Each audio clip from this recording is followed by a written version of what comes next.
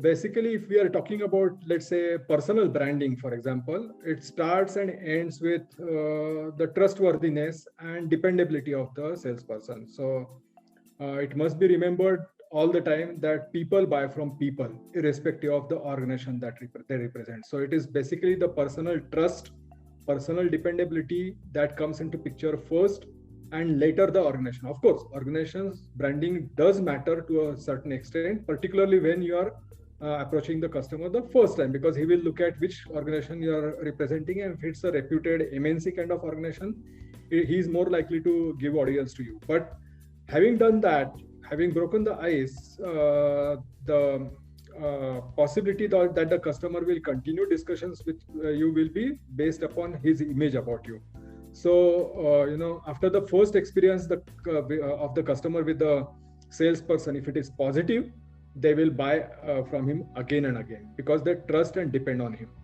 The trust always gets built over a period through a series of positive experiences. So these positive experiences will consolidate the overall impression about the salesperson, and it just takes one mistake or one irresponsible behavior to break the trust that you have built up. So you have to be extremely careful while dealing with the customers, that you maintain that trust he has and the friendly environment that you have.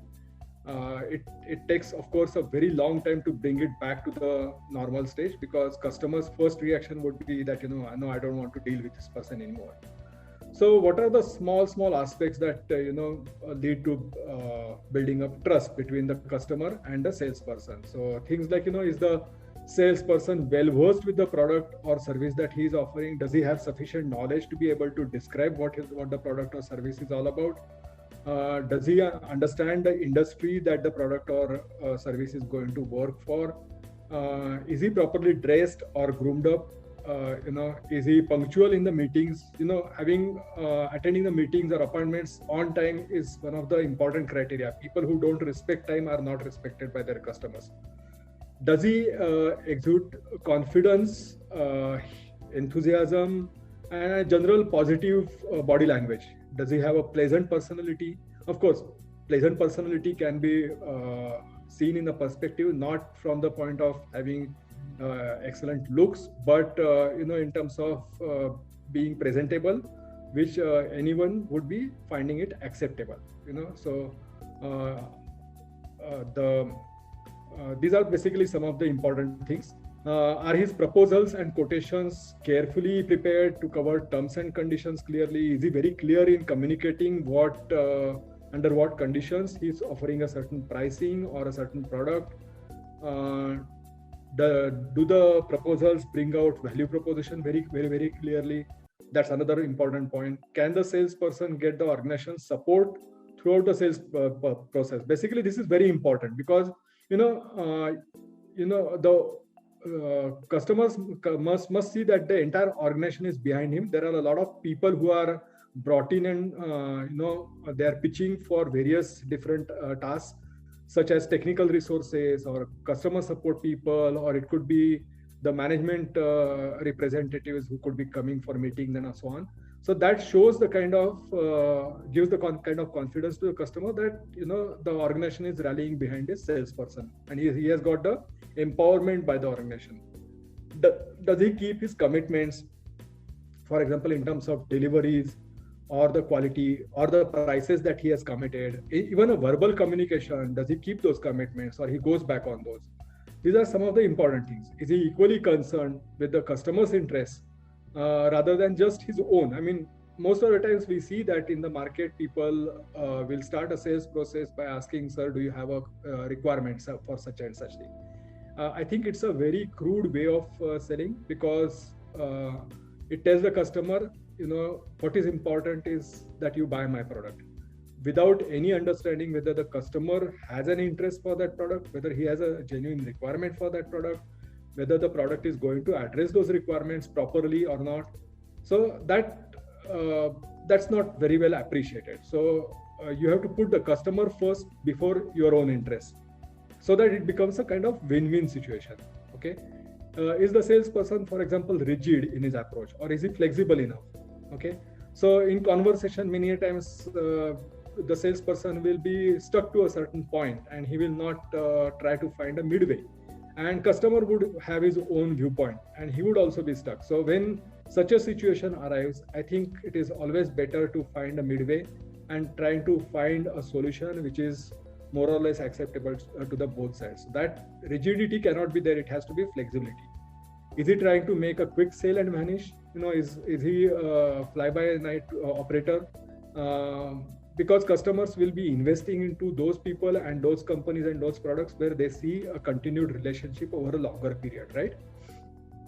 So it should appear that the salesperson has all the patience in order to make the customer happy, address all his objections, and only then he should ask for a purchase order. Will he continue to hold hands, for example, and guide the customer throughout the sales process? So customer will have number of questions about the product. He would like to see, validate and evaluate the product very, very carefully before taking an investment decision.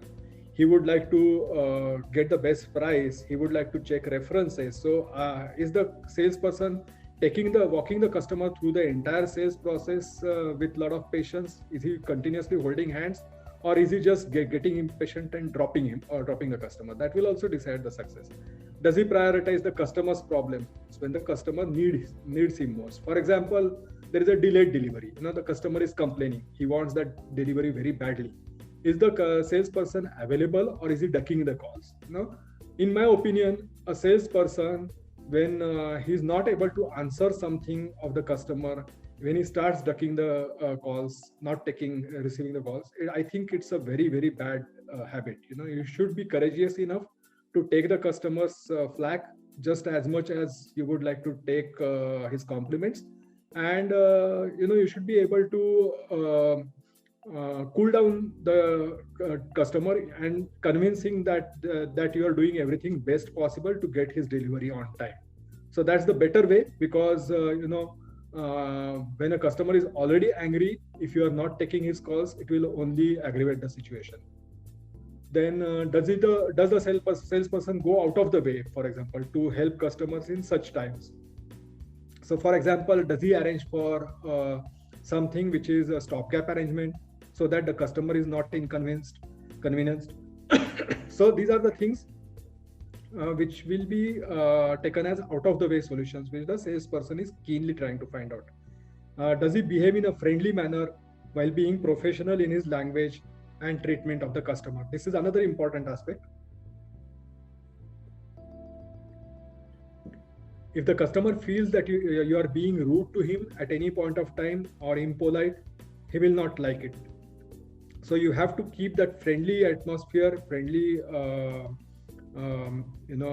behavior, irrespective of how the customer is treating you.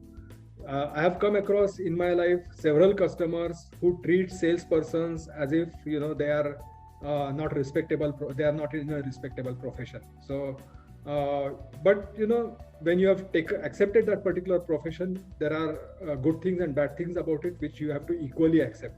So, even if a person is not treating you respectably enough, you should earn that respect by being polite, servicing his requirements satisfactorily. At the end of it, he himself will realize his mistakes and start behaving with you better.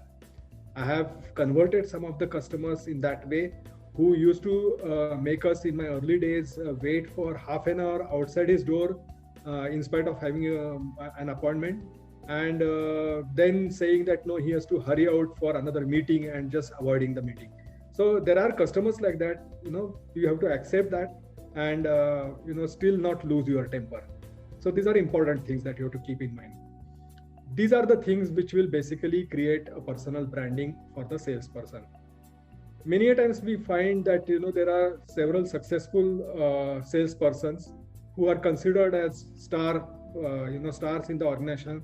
To other people, they are like a magician or a celebrity, because others cannot understand how he is able to influence the customer.